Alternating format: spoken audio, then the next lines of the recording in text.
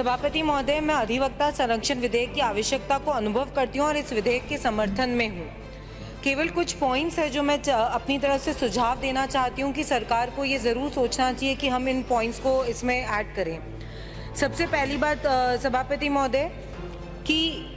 क्योंकि ये एक बहुत ही इम्पॉर्टेंट बिल है जिस पे हम डिस्कशन कर रहे हैं और काफ़ी टाइम से लॉयर्स इस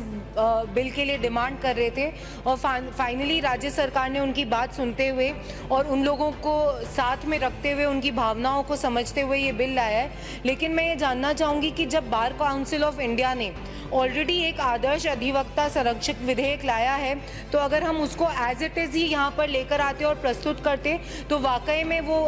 सारे ही लॉयर्स के लिए, इस सब जनों के लिए बहुत हेल्पफुल होता, क्योंकि उसके अंदर बहुत सारे पॉइंट्स ऐसे हैं जो इस बिल में कवर नहीं हो रहे। आदरणीय सभापति महोदय, पॉइंट 4 में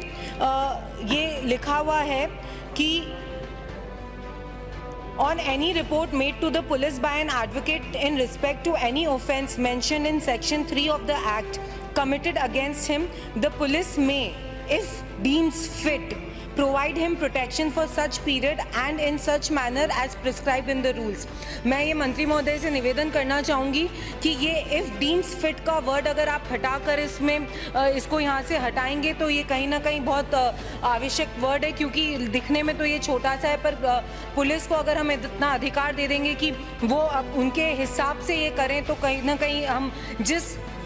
वजह से इस बिल को लाना चाह रहे हैं कि लॉयर्स को प्रोटेक्शन मिले, वो ढंग से नहीं हो पाएगा। आदरणीय सभापति महोदय, ऑल्सो पॉइंट 6 में नॉन बेलेबल वर्ड का यूज़ होना बहुत ज़रूरी है। कॉग्निजेबल तो लिखा है, लेकिन इसके साथ साथ अगर ये नॉन बेलेबल ऑफेंस होता है तो हम एडवोकेट्स को सही वे में प्रोटेक्शन कर पाएंगे। आदरणीय सभापति महोदय, आपके माध्यम से मैं एक बात और सुझाव यहाँ पर रखना चाहूँगी कि एक लंबे समय से चिकित्सा एवं सह चिकित्सा कर्मी संरक्षण कानून की मांग कर रहे हैं, वैसे ही अधिवक्ता भी संरक्षण कानून की मांग कर रहे हैं। क्यों नहीं हम चिकित्सक, अधिवक्ता, चार्टर्ड अकाउंटेंट, इंजीनियर, आर्किटेक्ट्स जैसे सारे ही व्यवसायों को एक साथ एक बकेट में डालकर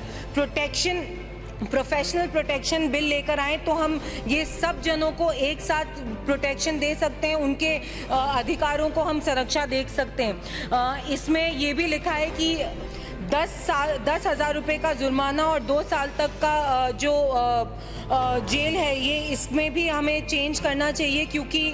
ये बहुत गलत है। CRPC एक्ट के अकॉर्डिंग जो 6 महीने के लिए प्रावधान दिया हुआ है, हमें उसी को अपना आधार बनाकर बात आगे रखनी चाहिए। अंत में मैं यही बात कहना चाहती हूँ कि मैं इस बिल के समर्थन में हूँ, लेकिन आप कुछ सुझावों को इसमें थोड़े से चेंज करेंगे तो ये वाकई में प्रोटेक्शन कर पाएगा।